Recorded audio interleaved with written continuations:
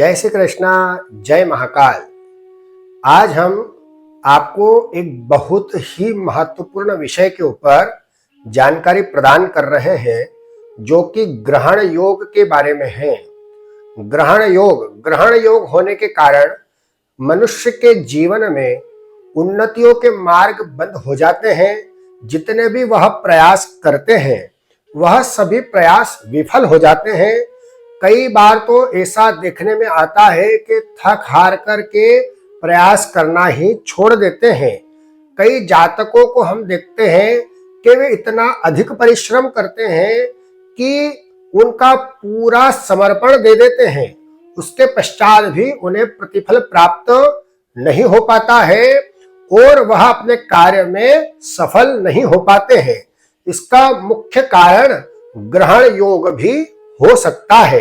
ग्रहण योग क्या होता है और ग्रहण योग कैसे जान सकते हैं और ग्रहण योग का निवारण कैसे कर सकते हैं, यह संपूर्ण जानकारी मैं आपको इस एपिसोड के माध्यम से प्रदान करूंगा।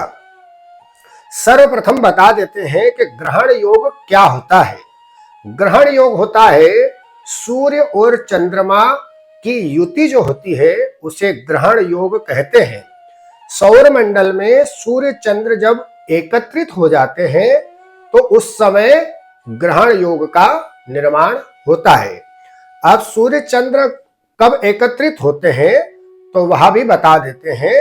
सूर्य की आयु 30 दिन होती है, चंद्रमा की आयु 2.25 दिन होती है। सौर मंडल में प्रति माह एक बार चतुर्दशी तिथि के दिन, अमावस्या तिथि के दिन और आधी पड़भा तिथि के दिन यह दोनों ग्रह एकत्रित होते हैं।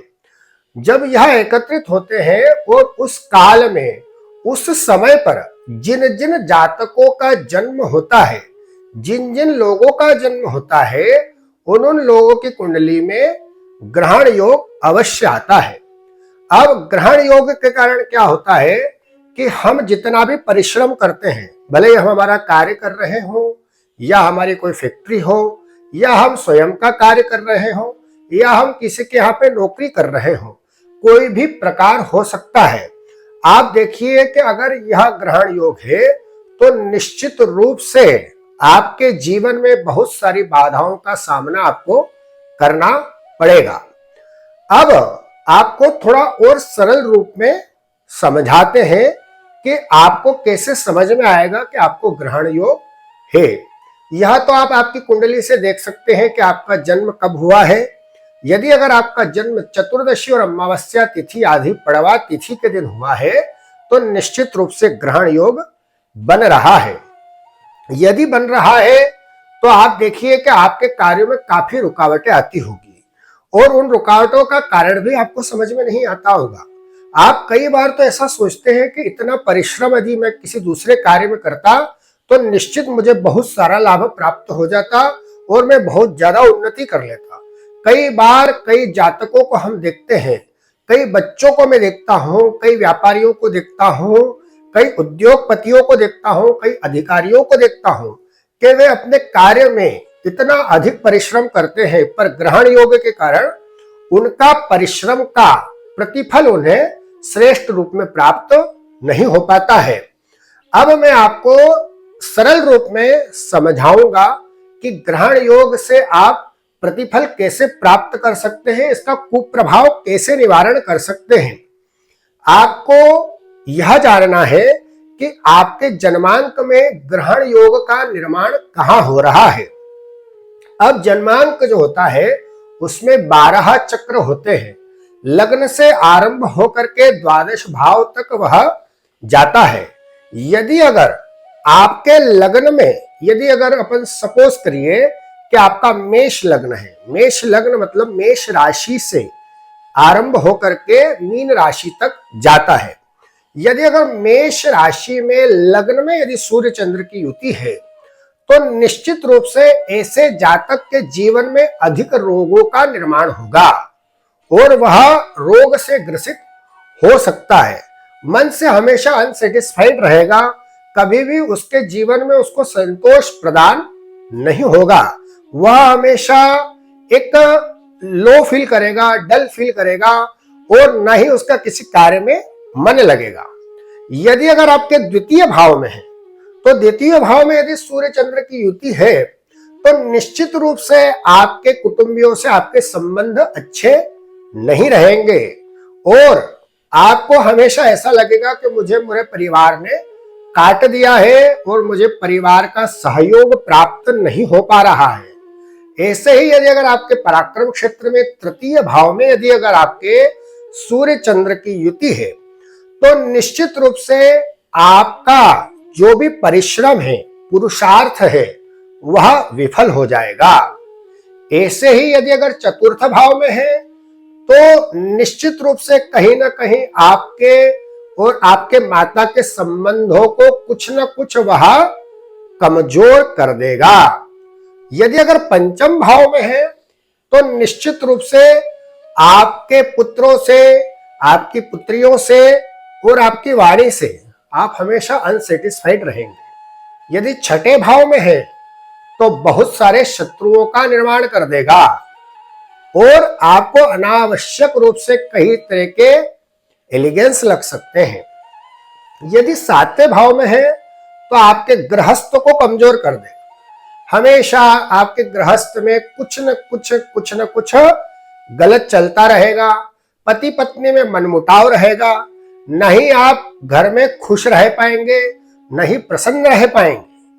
यदि अष्टम भाव में है तो आपको कई सारे रोगों का निर्माण कर सकता है ना। अगर अष्टम भाव में है तो आपको बहुत ध्यान रखना है, क्योंकि अष्टम भाव में यदि सूर्य चंद्र की युति है तो आपके साथ बहुत सारी घातें भी हो सकती है। जब जब इनकी दशा अंतरदशा आएगी तो निश्चित रूप से आपके साथ घात होगी। यदि अगर आपके भाग्य में है, नवम भाव में है, तो आपके भाग्य को कमजोर कर देगा।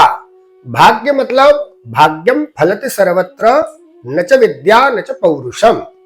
हमारे ज्योतिर्विज्ञान में कहा गया है भाग्य ही सर्वदा फलदायी होता है। यदि अगर आप भाग्यशाली हैं तो निश्चित रूप से बलवान और बुद्धिमान आपके सामने कमजोर हो जाएंगे। इसलिए अगर नवम भाव में है तो निश्चित रूप से आपके भाग्य को कमजोर करेगा। यदि अगर दशम भाव में है तो आपके पिता से संबंध जो है उसमें खटास डाल देगा, उसको कमजोर कर देगा और आपके पिता से आपकी हमेशा अनबन रहने रहेगी। यदि एकादश भाव में है तो आपके आय के संसाधनों को कमजोर कर देगा। आप चार जगह से यदि अगर आपको आय होना चाहिए, अगर आपका जन्मांक बोल रहा है तो निश्चित रूप से आपके आय के संसाधनों को कमजोर कर देगा। यदि द्वादश भाव में है तो आपके साथ अधिक व्यय होने लगेगा, पर एक फायदा भी हो सकता है कि आपकी विदेश यात्राएं फ्रिक्वेंटली होने लगे। अब मैंने आपको क्रमानुसार 12 भावों में सूर्य चंद्र की युति का प्रतिफल बताया है। अब मैं आपको इसका सरल निदान बता रहा हूं कि यदि सूर्य चंद्र की युति है तो आपको क्या क्या यत्न करना चाहिए, क्या क्या प्रयास करना चाहिए, जिससे कि इससे आने वाले कुफल का निवारण होवे और आपके जीवन में सूर्य चंद्र के कारण श्रेष्ठता आ जाए, संपन्नता आ जाए, आरोग्यता आ जाए, आपका यश बढ़ जाए, आपकी कीर्ति बढ़ जाए, आपको लाभ प्राप्त होने लगे, आपके पुरुषार्थ का प्रतिफल पूर्ण रूप से प्राप्त हो जाए। इसके लिए आप बहुत सरल उपाय करिए। यदि सूर्य चंद्र की युति है तो प्रति अमावस्या तिथि के दिन किसी मंदिर में अथवा किसी ब्राह्मण देवता को अथवा किसी जरूरतमंद व्यक्ति को सीधा दान करिए। सीधे में आप क्या दे सकते हैं? सीधे में आटा, दाल, चावल, तेल, घी, मसाला इत्यादि दान कर सकते हैं। सूर्य चंद्र की युति है तो अमावस्या तिथि के दिन हो सके तो किसी गरीब को भोजन कराइए। यदि अगर आप सामर्थ्यवान हैं तो निश्चित रूप से जितना आपसे बने उतना दान अवश्य करिए। अमावस्या तिथि के दिन, अमावस्या तिथि के दिन 5 अमावस्या के दिन किसी तीर्थ में स्नान करिए। 5 अमावस्या नियमित रूप से किसी तीर्थ में जाकर के आपके पास में जो भी तीर्थ हो उस तीर्थ में स्नान करिए। और सबसे बड़ा उपाय, अमावस्या तिथि के दिन आप जो है किसी सिद्ध शिवालय में जाकर के लाल फूल और चावल दान करिए। और यदि अगर आप सामर्थ्यवान हैं तो इसकी पूर्ण विधिवत शांति करा लीजिए। तो निश्चित रूप से सूर्य चंद्र के कारण होने वाले कुफल सुफल में परिवर्तित हो जाएंगे और आपके जीवन में उत्तरोत्तर उन्नति आएगी। आपका जितना भी कार्य रुक रहा है वह कार्य होने लगेगा और आपको इस ग्रहण योग के कारण कुफल समाप्त हो जाएगा। अधिक जानकारी के लिए आप हमसे संपर्क करिए। जय श्री कृष्णा, जय महाकाल।